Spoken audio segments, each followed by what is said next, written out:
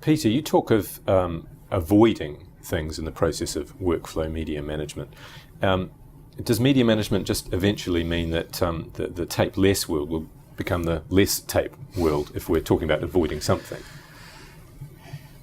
That's definitely got some merit. I think I'm not sure we've found any broadcasters or content owners yet who have no tapes, even those who have claimed to have become tapeless.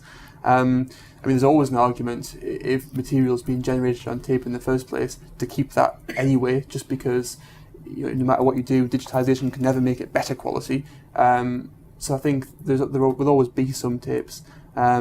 It could be different formats of tapes, data tapes rather than broadcast tapes for storage of content. But I think that the key thing with the workflow is to look at making sure those tapes are at least tracked as part of an online workflow, such that they're not sitting on a shelf somewhere, never touched. They're actually, they're tracked in the same way as the file-based material, such that they're still accessible, still usable in case that has to happen at some point.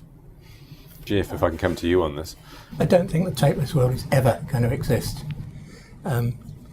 People again talk of tapeless as being tapeless, i.e. a videotape, but data tapes, we all rely heavily on LTO tapes for storage, and those data tapes were around before videotape, and they're definitely going to be around post-videotape.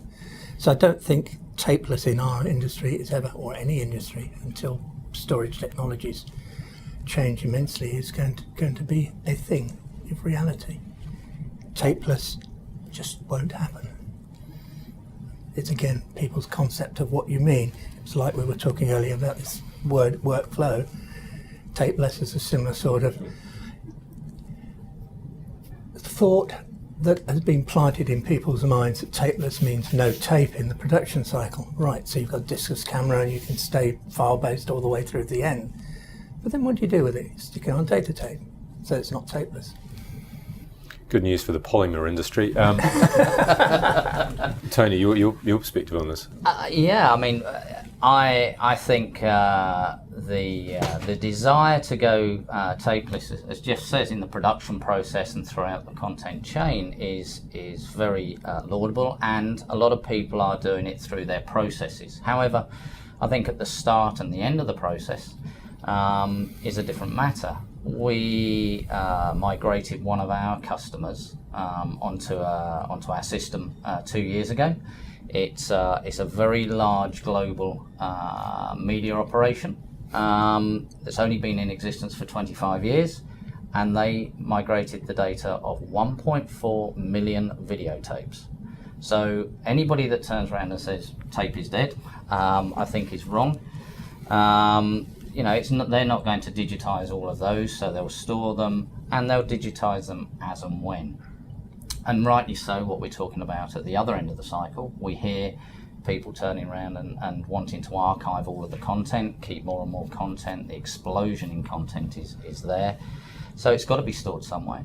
LTO is the ideal solution, and therefore taking it into a data robot and storing it on an archive system is fine, but that robot will soon fill up.